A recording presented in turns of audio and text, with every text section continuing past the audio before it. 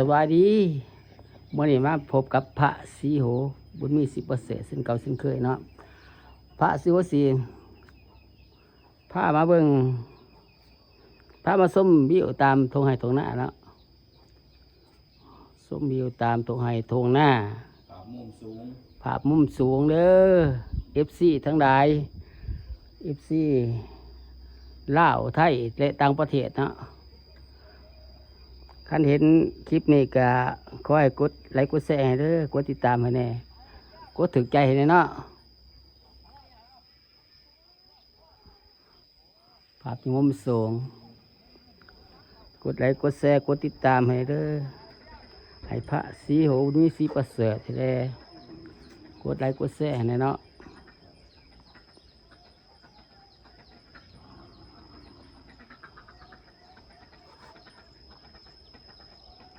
บรรยากาศตอนบ่าย2 โมงปลายเนาะเวลา2 โมงปลาย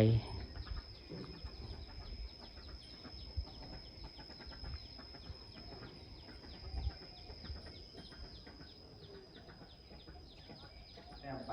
จะรังข้าวเราเลย แนมไปเห็น รังข้าวเรา หลังคาเหล่า มันเป็นหุบบ้าพระพุทธรูปพระท่าน หลัง เลย คาเหล่าใส่หูพระพุทธรูป ในกระดังอาซีวะ บ่ ในรังข้าเนี่ย ในหลังคาอันเนาะในหลังคา สูงเติบเลยพี่น้องเป็นมาเหื่อนเหื่อน ขึ้นอยู่ทั้งเหือนเด้อถ่ายคลิปอยู่ทั้งเหือนเนาะ แม่ก็ยังบ้านไหนแหละพี่น้องเลยต้องอยู่ใส่ เหือน ระเบียง เบาเอือกเบาเล่าไตเนาะเดี๋ยวเจะคล้าของเปิด ทาง โอ้เจะคล้าของเปิดกับคนลูกรอเนาะ มันนี่ปลาชิโอเพิ่นมาเล่นน้ำพี่น้องเนาะก็เลยว่าผ้าถ่ายคลิปปราบมุมสูงเบิ่ง ภาพมุงสูงให้เบิ่งเด้อ ทางเมื่อคำบอยพี่น้องว่าเขาจูดให้จูดหายเนาะยามนี้ก็เป็นฤดูฝน แล้วดูฝนเดือน7หากท่านมีน้ำเนาะ อันนี้นะบางบอนก็ไทยแล้ว บางบ่อนก็ไทย บางบอนก็ไทยแล้ว บางบอนก็ไทย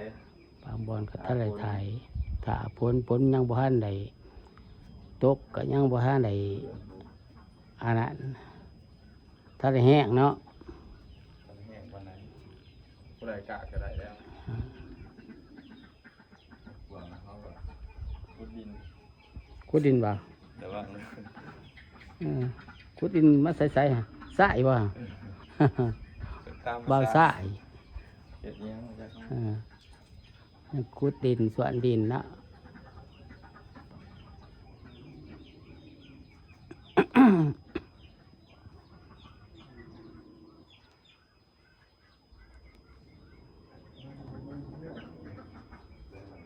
บรรยากาศงามมื้อแรงบรรยากาศงามมื้อแรงตามทงไห้ทงหน้าตามเตือนบ้านเนาะมันสวนกล้วยสวนกล้วยเบาเอิกเบาเล่าไตเบาเอิกเบาเล่าไต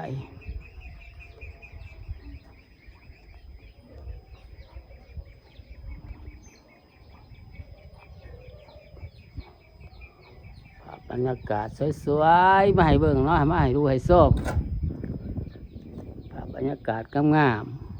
ๆเอาให้ดูให้ส้มน้ำกันฝากติดตามช่อง YouTube ของพระสีโหนุ้ยสิประเสริฐให้เด้อกดติดตามไปแล้วกดไลค์กดแชร์ให้เนาะ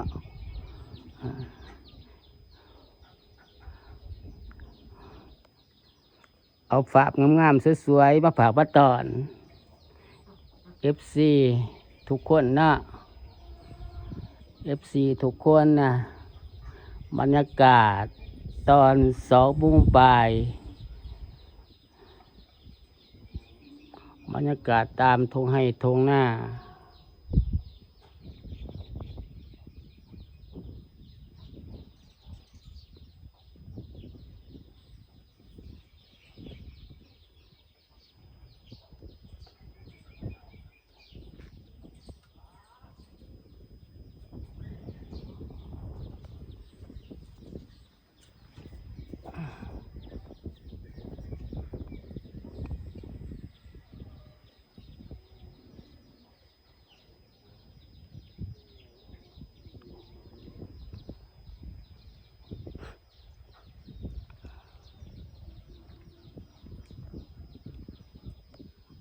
บรรยากาศอยู่มุมสูงนะถ่ายบรรยากาศทงให้ทงหน้าให้ดูให้ส้มกันเด้อ FC ทั้งหลายเด้อมาดูมาส้มกันเนาะเขาดูเขาส้มกันเนาะเห็นแล้วก็หามเดินฝ่านเด้อฝากติดตามกดไลค์กดแชร์แน่ฝากติดตามช่อง YouTube ของพระศิโหมีสุประเสริฐในเด้อ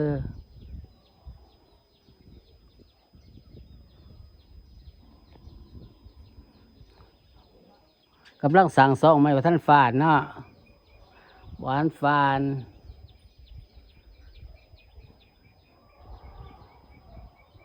ติดตามให้เด้อให้บริฟานมาไว้เด้อติดตามซองให้ได้เด้อ FC ทุกคน FC ลาวไทยและต่างประเทศ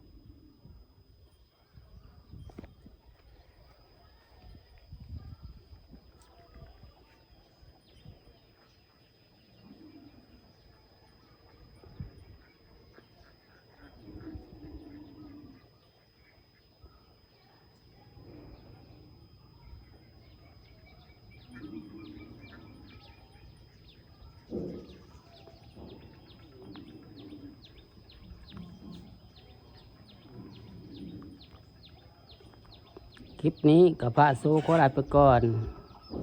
ฝากติดตามช่อง YouTube ของพระโซมีสิประเสริฐในเด้อกดไลค์กดแชร์เด้อขอให้ดีแม่ด้วยความสุขกายสบายใจเด้อให้มีอายุมันกว่าเยอะสบายดี